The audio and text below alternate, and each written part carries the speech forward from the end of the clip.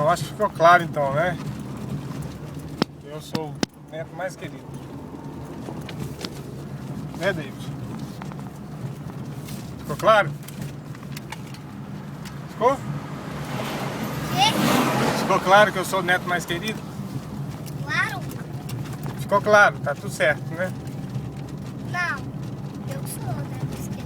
Claro, né? Ué, mas sua avó acabou de falar que eu sou o mais querido. Qual que é o mais querido? Eu ou o Thiago?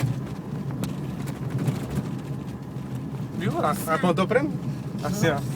Apontou pra mim. Sabe. Ela apontou pra mim. Ah, então tá fechado, gente. Eu sou o neto mais querido de todos os tempos.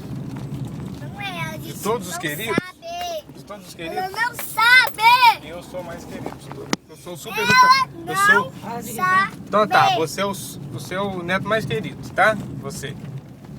Tá bom? Agora eu sou o super ultra power neto querido. É, eu sou o tamanho do planeta, mas não sei tudo. O tamanho do espaço. Não, você é pequenininho. Tá vindo das naves. Você é pequenininho, como é que você é tamanho do espaço? Você é pequeno, como é que você é tamanho do Eu espaço? disse que eu sou super mega power. Neto mais querido dela. Não, eu sou o super ultra power forever together and never neto querido. O meu é maior que o seu. Né, vó, que o meu é maior que o dele?